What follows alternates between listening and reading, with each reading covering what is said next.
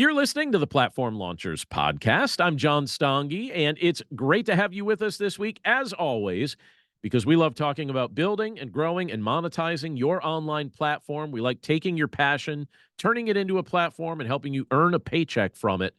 And we're so glad that you're with us, whether you're joining us via the podcast or whether you're watching us on YouTube. It's always fun to be able to spend some time together each week. I just want to let you know before we dig into this week's content, we're going to be talking about discovering your message.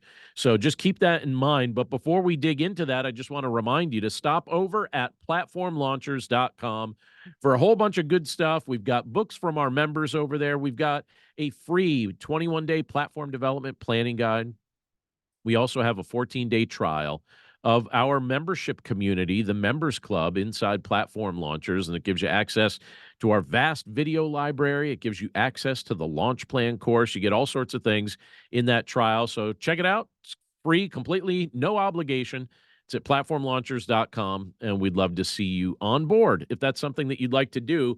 Now, I mentioned just a moment ago that this week we're talking about this idea of discovering your message. And this is a really, really important thing to do if you're developing an online platform. And I kind of had an interesting experience that happened just today. So at 8 a.m. on Tuesdays and Thursdays, I record this podcast on Tuesdays, but at 8 a.m. on Tuesdays and Thursdays, I teach a public speaking course. And so earlier today, fresh in the morning, 8 a.m., I was teaching this public speaking course to a group of college students. We have a lot of fun in the course. I love the students that are in the class. Great and very diverse group of people from all kinds of backgrounds, from all sorts of places. There's not just all throughout the United States. There are people from several different countries in the class.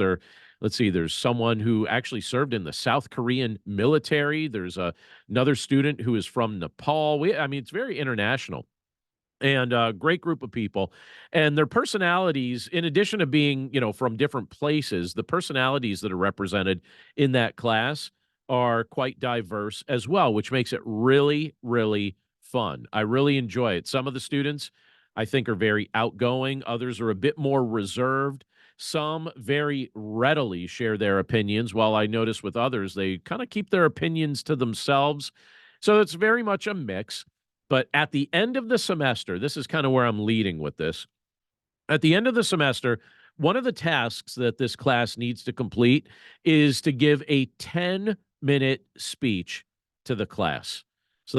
Which doesn't sound like a long period of time, but if you're not used to public speaking, 10 minutes can seem terrifying. Now, some of the students in the class can't wait to do this, and admittedly, others are quite nervous about it.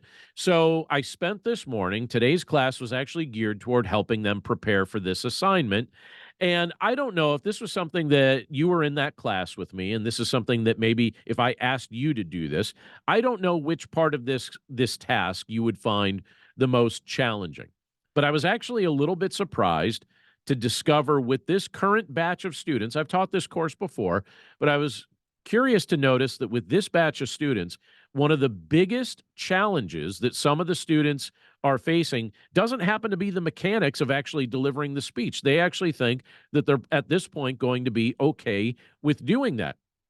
Their problem is something else. And one of the students enunciated it very clearly for me this morning. It's something more foundational. In fact, several students expressed to me today that their biggest struggle at this point of the semester is deciding what to talk about.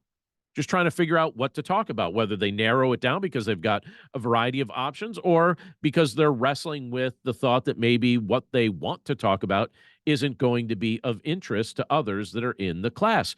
But trying to figure out what to talk about, that's the big struggle for several of the students in the class. They just admitted to me this morning that that's something that they're really wrestling with. And I guess that really shouldn't surprise me. It kind of surprised me a little bit, but really it shouldn't, because I think that's quite similar to just one of the most common struggles faced by online influencers and online content creators like us, people developing their online platform. Many of us have a lot of things that we would like to share, but we're not always really sure what we should be talking about.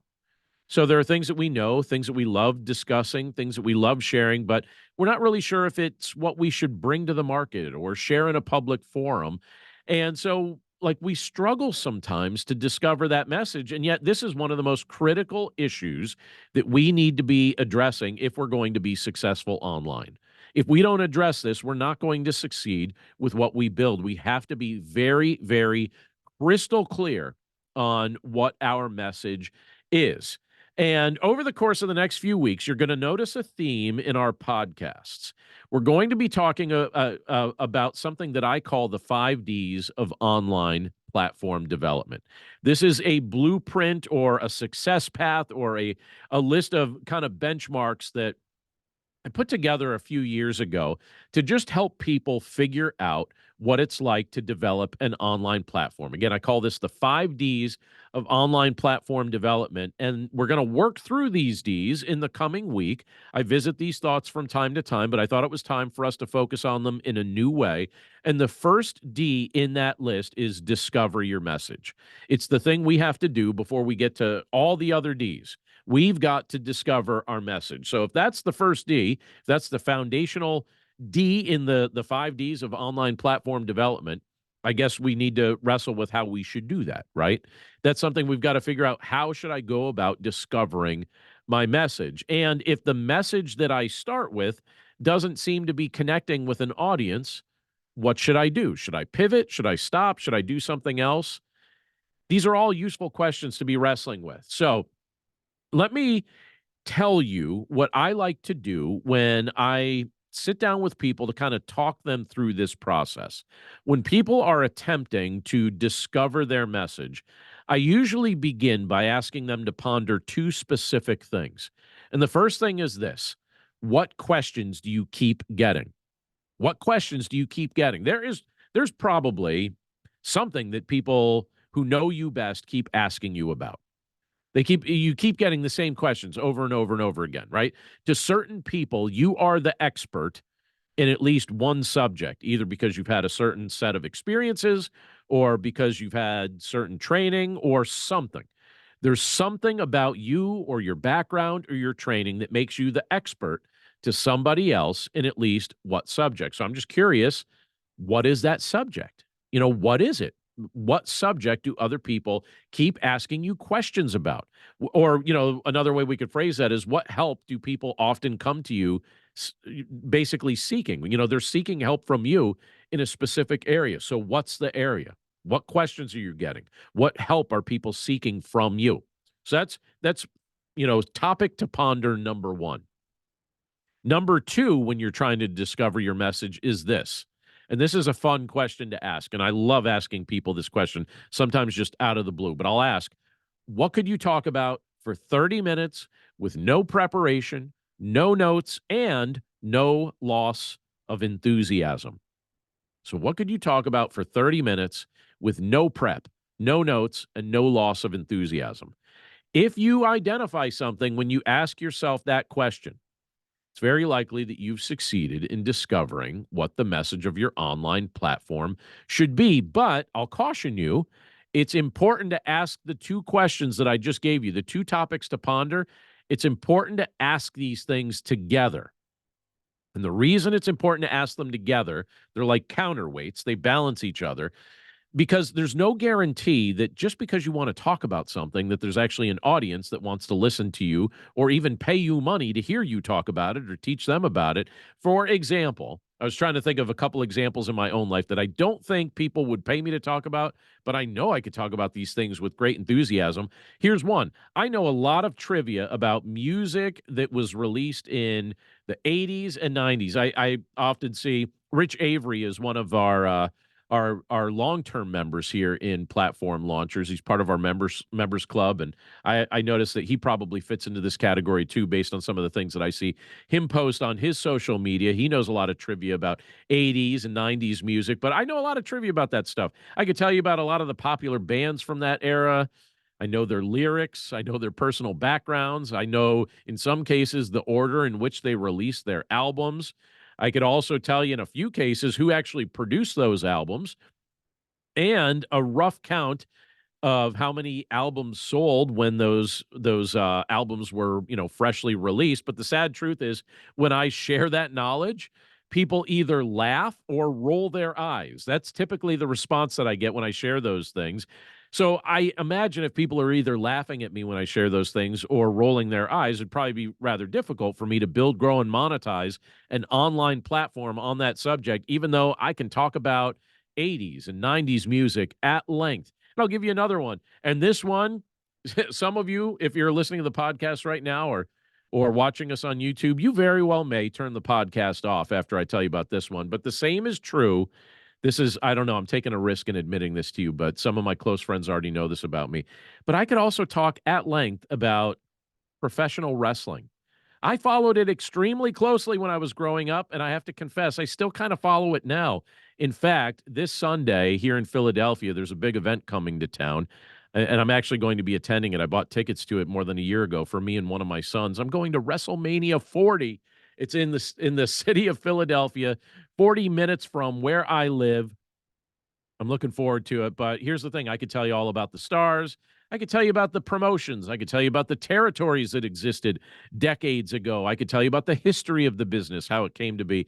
But I am fairly certain that I will not be building, growing, and monetizing a platform related to that subject because it's not really a subject that people ask me a whole lot of questions about. In fact, I would assume, and I think this is a very safe assumption, I would assume that many people probably think that my IQ is on the low side when they hear about my interest in the history of professional wrestling. And you know what? They're probably right. But if you ever want a crash course in human psychology or a crash course in group dynamics, I'm telling you what, you can learn a lot about both if you just study the wrestling entertainment industry. That's all I'm going to say about it right now, because I know that that's not what you want to hear anyone talk about. But just the same, I love the subject. But my point in bringing these subjects up, other than to make fun of myself a little bit, is this. I want to illustrate the reality of what people are actually looking for from me. And it's not 80s music trivia. I wish they would ask me more about that. And it's not about the history of professional wrestling. I wish they'd ask me about that, but they don't. The questions that I usually get center around two subjects, which are obviously subjects I love talking about. I get questions about online platform development, and I get questions about theology. Those are the two main areas, the two main subjects that people ask me questions about. And if I'm honest, these are two of my greatest interests. I love talking about these things. I care about helping people share their message online. I care about helping people grow spiritually. This is what I want to be investing my life in. I love the fact that I get to speak about those topics. These are areas that people regularly come to me seeking my help. And so these are the messages I'm most likely to succeed at sharing about or building a business around, because these are the areas that people most often seek my help. They want help with online platform development, or they have questions related to theology and spiritual growth, and I love both of those topics. Now, to clarify things a little bit further, I want to take this a little bit deeper than sometimes we've been able to go in the past when we've been talking about discovering your message. So to clarify things a little bit deeper here, or a little bit further, if you're attempting to discover your message right now, so if you're early in this online platform development kind of process, um, this is certainly applicable to you if you're early. But if you've been in this for a little while and you've come to a realization that you need to refine your message, I'll share this with either of you. All right. If you're refining your message or if you're early in this, it's often been said that most people primarily care about subjects that help them improve their health, their wealth, or their relationships. So people oftentimes care about subjects that help them improve their health, their wealth, or their relationships. The work that I'm doing in Platform Launchers certainly helps address these topics in a variety of ways. The work that I'm doing with my faith-based content, my theology content over at BibleStudyHeadquarters.com, that's my faith-based platform, also speaks to these things as well. But if you're trying to establish an online platform of your own, I just want you to consider these suggestions. Figure out which questions you're regularly receiving from people who need your help and determine if any of these questions address a topic that you could enthusiastically talk about for long periods of time. The sweet spot to discovering which message you should focus on, it lies right between those two realities. Now, here's something else, and I'm just going to end with this thought, but it's an important thought. If you've been working on your platform for a while, sometimes I work with people that have been doing this for a little while, but they notice that their platform isn't really gaining steam just yet. I don't want you to lose hope. What I want you to do I want you to be encouraged that you've been able to figure out certain things that aren't working yet. And now I want you to refocus on what will work. Because I think that if you follow the metric that I just gave you, you're actually going to be able to identify what's wrong. You might be talking about 80s music or professional wrestling because you like those things, but it's not really what people want your help with. It may be that you love talking about that stuff, but it's not really something that you can build a platform off of. You may need to refine or even change some aspect of your message. So when we talk about discovering your message, sometimes I'm talking to people that have been at this for a while. So it's not always someone that's brand new. Sometimes it's someone that's been at this a while and needs to tweak or refine what they're focusing on because they're not quite hitting what people really want from them. So these questions can actually help you identify what's wrong. And, the other thing I'll say to that, sometimes people ask me, why is my platform not gaining traction? And some of my early questions are either related to discovering your message. So some of these things we're talking about here, do you need to refine the message a little bit more? Or the other question I like to ask, are you being consistent enough with content creation to effectively build an audience? So have you figured out what people really want to hear from you? And are you being consistent enough with content creation to effectively build an audience? Now, next week, I'm going to throw out a little teaser here.